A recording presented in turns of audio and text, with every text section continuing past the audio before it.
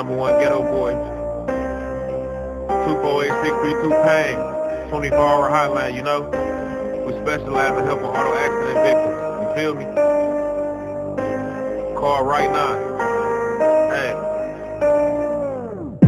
Car accidents, they ain't no fun. Know the people you can call for a hit and run. Specialize in helping auto accident victims. It don't matter, they help men, women, and children. Can't spare your wealth without your help. And they 24 hours, call them if you need help. Call for anything, it don't matter what's the reason. They helping everybody, they on deck if you need them. Say somebody hit your car and they kept going. Just call the hotline and we got help coming. They gon' pull right up like they left something. 248-632-PAIN, that's the best number. Yeah, make sure you call the hotline, we working 24 hours. 248-632-PAIN. You can't spend your wealth without your help, homeboy. You know? Hey, hey, hey, hey. 248-632-PAIN, let's get it.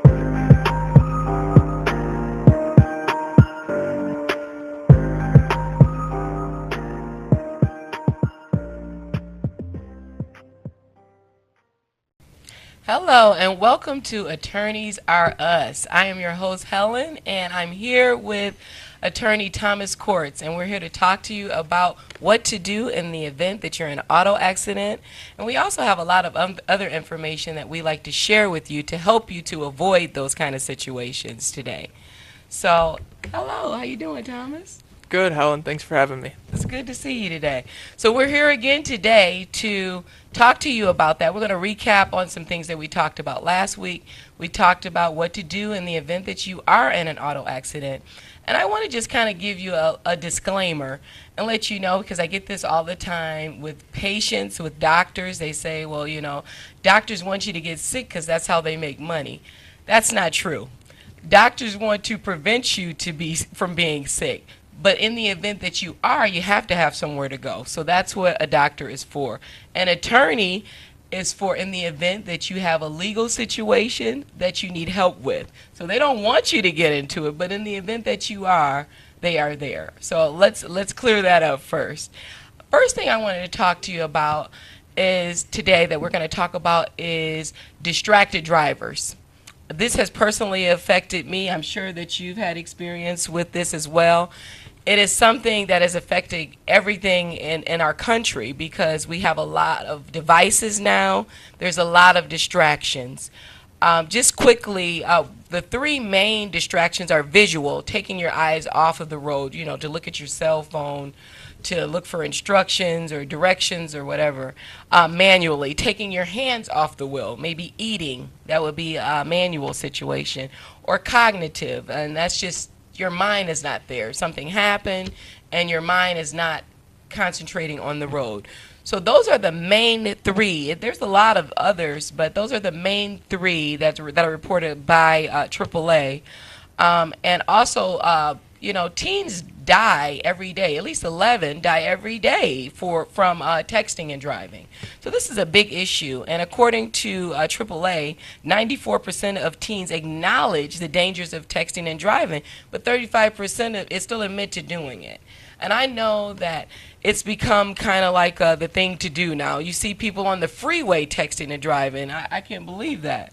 But that is a big situation. Is that something that you've noticed, Thomas, with a lot of your clients, that that's been the reason for a lot of auto accidents? Yeah, so I appreciate that you bring that up, Helen. First, it's spot on that, you know, attorneys, I'd make a lot more money if I represented big corporations.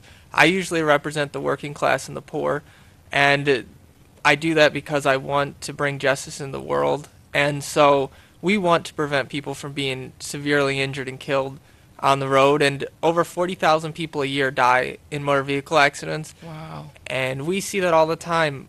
We've had clients die or be horrifically injured due to other people's negligence, who are texting and driving, who are drinking and driving, or who are eating and driving. Just committing to yourself to avoid doing those three things could save your family's life or an innocent bystander's life.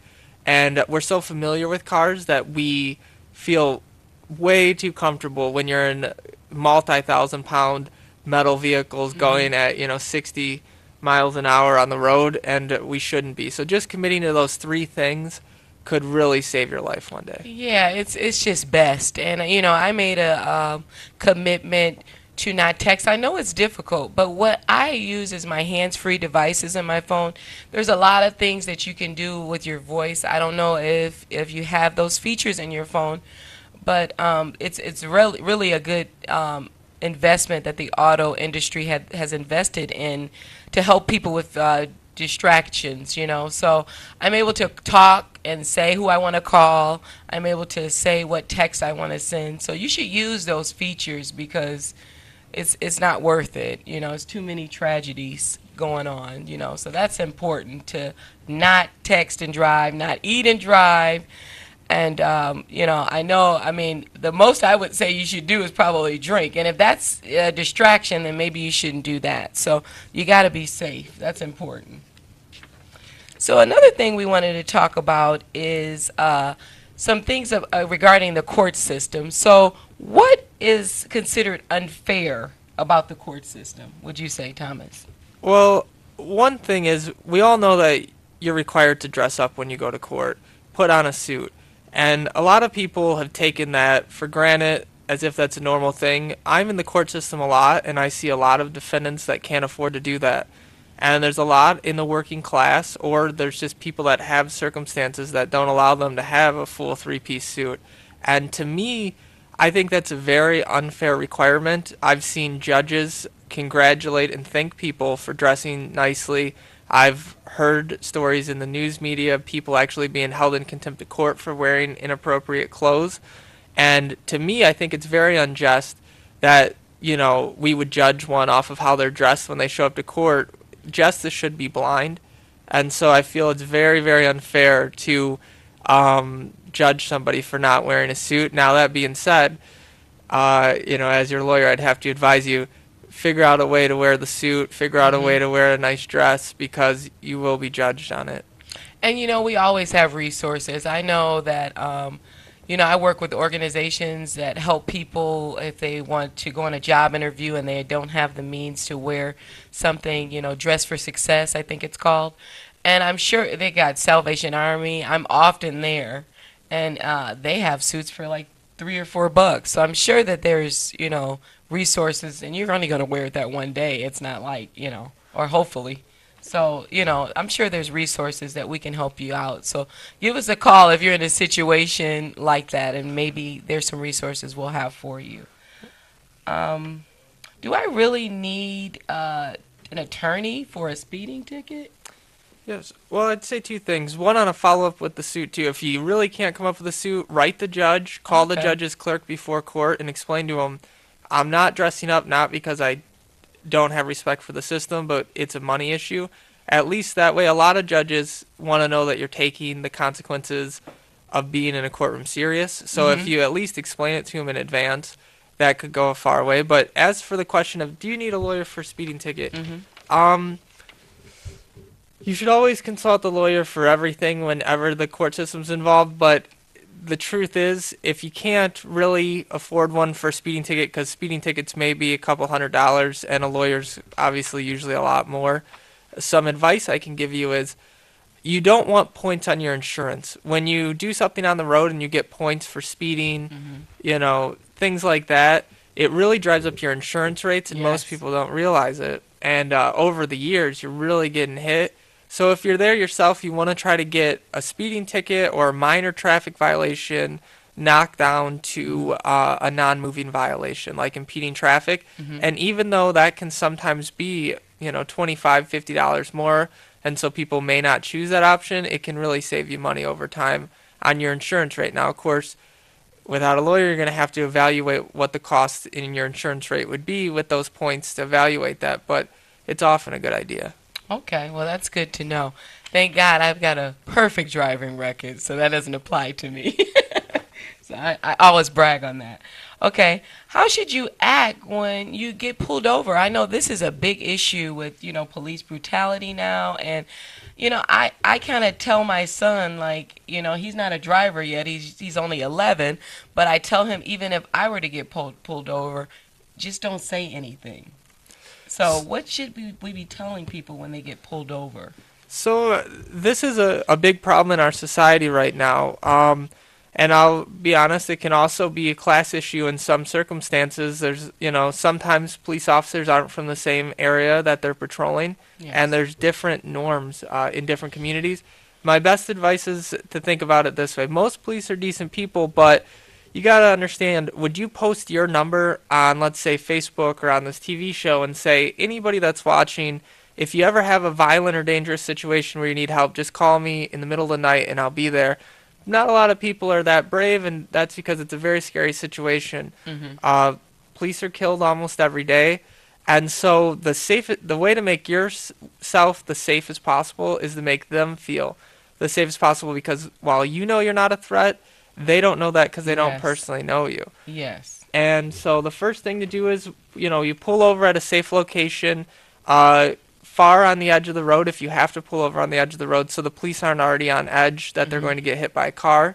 Make sure you turn your vehicle all the way off. Keeping your vehicle on is going to make the police officer think that you may run. Oh, okay, yeah. Okay, that's good advice. That heightens it. You want to turn on the lights on the top of your vehicle. That way they can see your hands. And you want to keep your hands on the top of your steering wheel so the police can see all the time where your hands are. Oh, okay. And then when you reach for something, let's say you have to go in your glove box, you want to have your documents prepared already, easily to find. And if you can't reach them before the police officer arrives and you have to reach in your pocket or something, don't make a sudden movement. Ask the officer's permission. Okay, so that's good to know. I didn't think about the interior light. So you mean the interior light above the roof? Make sure that light is on so they can see the inside if it's dark, right? Exactly. And when they see that you're taking those precautions too, not only do the precautions themselves give them information and know they're safer, they'll understand that you're trying to be compliant. Yeah, and I would say a good thing that Thomas said is to ask before you make any moves. So if you have to, can I reach in my purse or in my glove box? You ask before you do any action. So that's really good advice. Now that being said, in the event that a person is taken in custody, I know all judges aren't the same. So what should we expect, or how should we act in that situation too?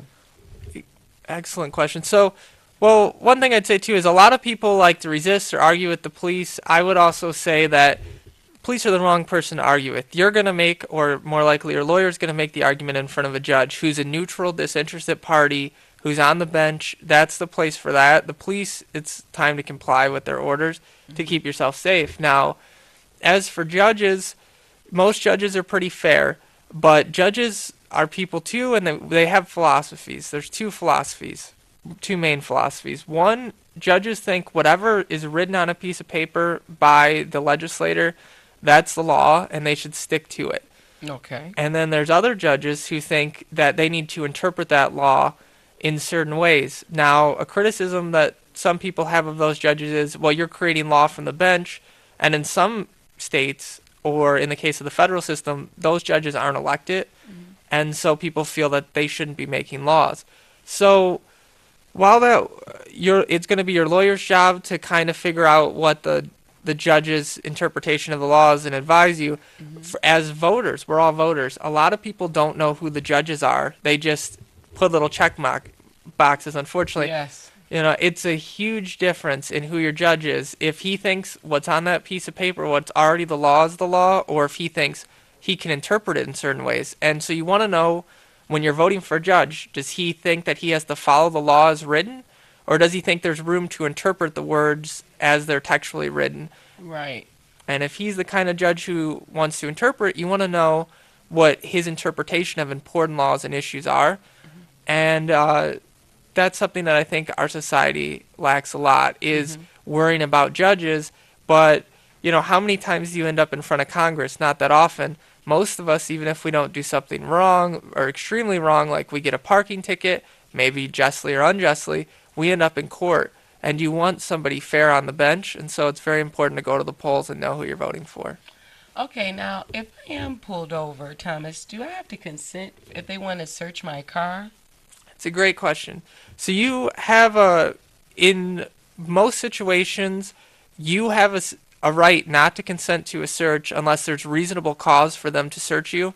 Now, the best way to keep yourself safe is, though, you always want to say, yes, ma'am, yes, sir, yes, officer. Hmm. You want to be compliant, and you want to make them aware. I will follow any commands that you're giving me. So if you're ordering me to let you search that, I will comply. But if you're asking for my consent, I want to be clear. I don't give any consent, and that's because my lawyer told me not to. You throw the lawyer under the bus. Hmm. Distance yourself, but you have a constitutional right to be free from searches and seizures that are unreasonable.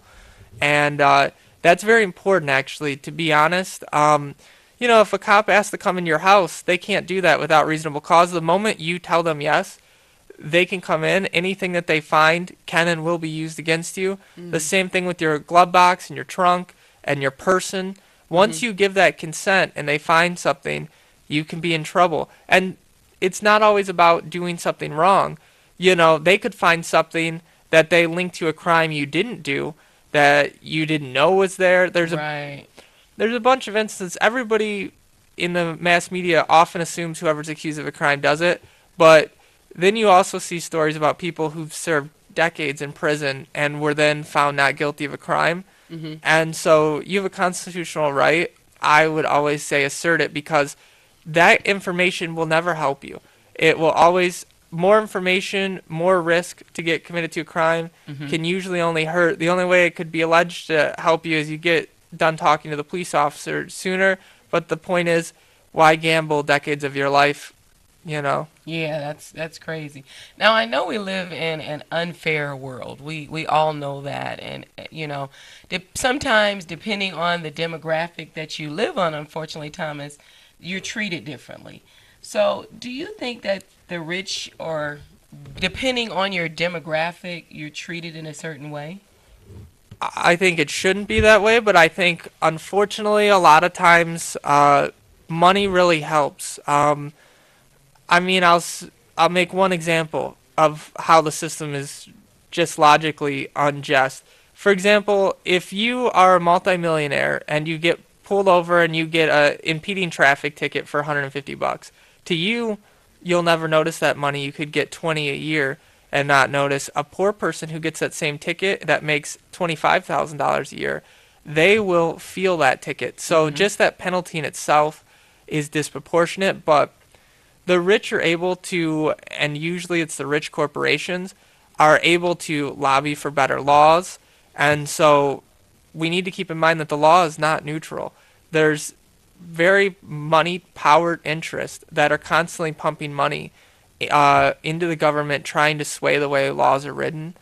And that already disadvantage is the whole entire general population. Secondly, the legal resources to fight battles is often disproportionate, skewed towards the rich. Yes. Well, that's very honest. I'm glad to hear, that, someone at least explains that, because I know I see it and I hear it. And, I am an African American woman, and I've never had any problems with the police. And so I can speak on this side, not everyone has. And my family is in law enforcement, and my uncle was the chief of police at once and the deputy mayor for Detroit. And so, my family prides itself on kind of, being on the right side. And I don't really give a reason, but from a lot of the cases I've seen on TV and on Facebook, you don't really have to give a reason to, for the police to accost you, or brutality or things like that. So it's just been unfortunate, but we have to know what to do. And to be honest, I tell my son and I tell my nephews, just like what Thomas said, don't say anything. Just answer the question that you're asked. Give the information that you're asked to give. Ask, if you need to make sudden moves. Don't do anything like that. And try not to be associated with people that are in trouble. So you got to be proactive in these situations. And if you know you're doing something wrong, then you need to kind of veer away from those ways. And hopefully you haven't been in that trouble before. But I know it's been a lot of things recently on Facebook, a lot of cases. And we're kind of like on the other end, because we see these things like, with the Larry Nasser and There's all kind of things going on, in Facebook. But one particular case that has nothing to do with any of this that we're talking about is, when they were talking, all of this sexual harassment that's going on. Now, this is just my view, and I can have my own view on this. It seems like a lot of men have been, charged or allegations of sexual harassment, and they have had to let their job go. And it used to be that and you were innocent until proven guilty. And these are all, if I'm not mistaken, allegations. So that's something that confuses me, because it seems like, okay, a woman says that, and it hasn't been any, rape or anything like that. Not to downsize it, but it's been harassment, or maybe a man said something inappropriately or did whatever that was inappropriate.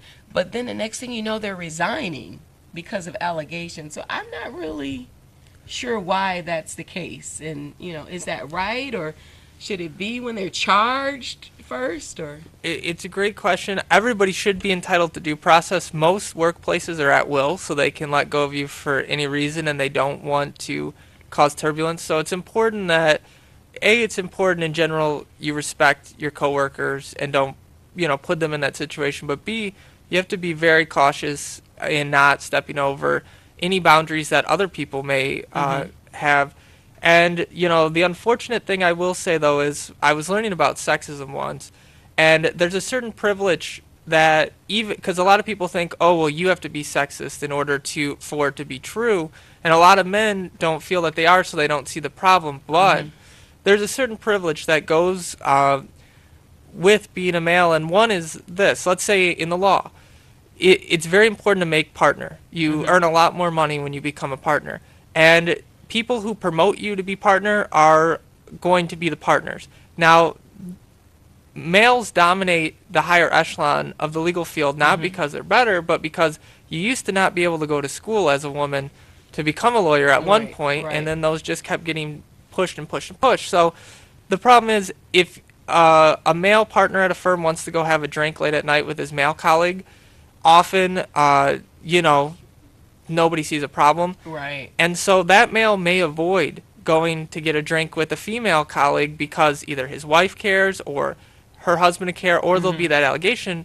Unfortunately, over time, a subtle sexism arises because now the male doesn't feel as close to his female colleague as he does his male colleagues. Right. Because they weren't interacting. So you want to also be cautious to try to come to some solution where you can appropriately interact equally with everybody and still not cross any lines. Right. So do you think it's fair for those men that, based on allegations, though, that they are, that's their livelihood, And I just see so many. I mean, we got Matt Lauer. It's the one guy, what is that show I love, House of Cards, what's his name? Kevin Spacey. And you hear all of these big stars, and I'm just like, anybody can say anything.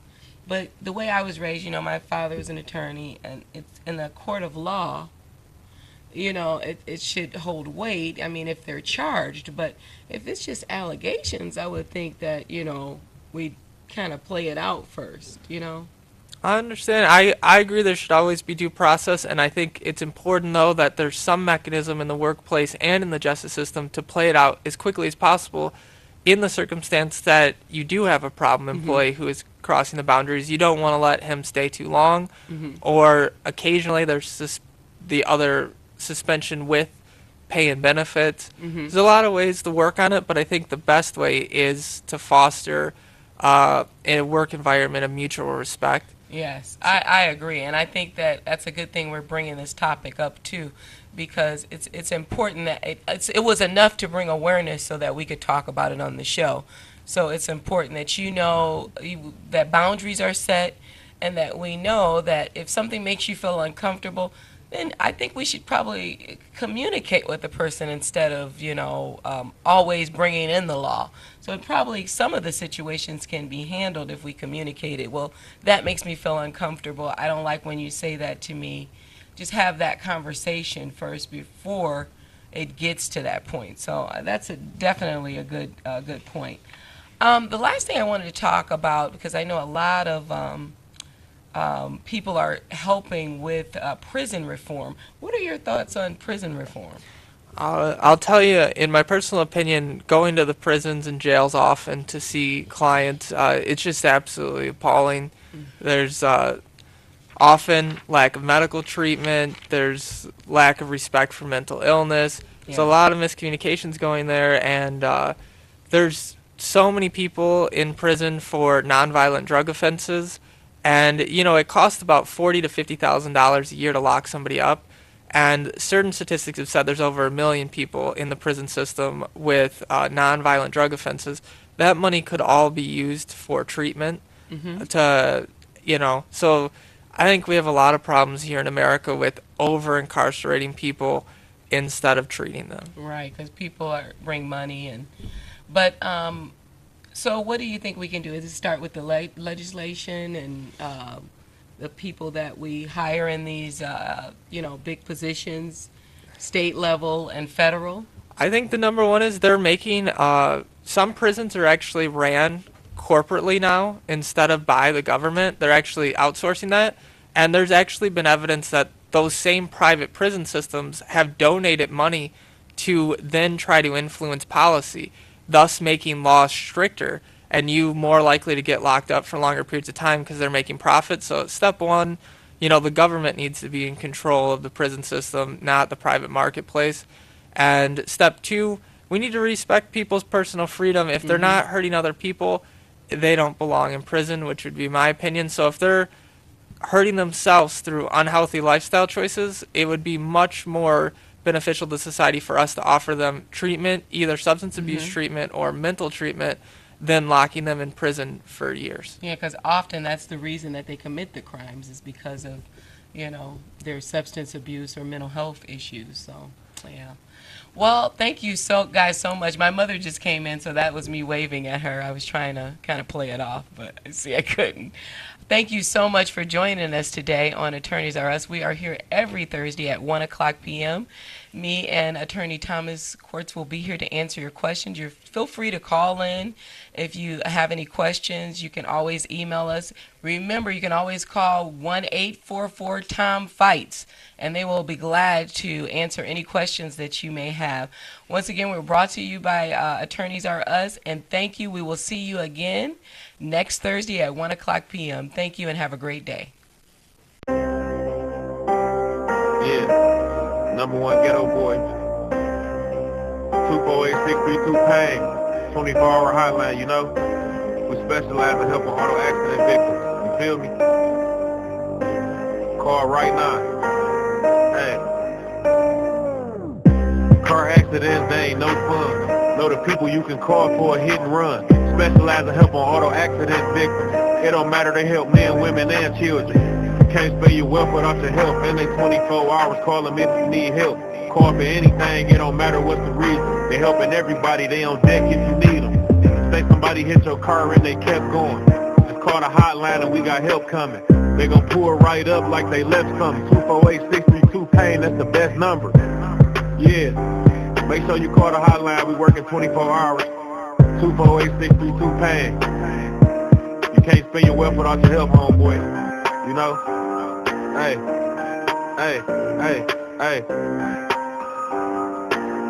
248-632-PAIN, let's get it.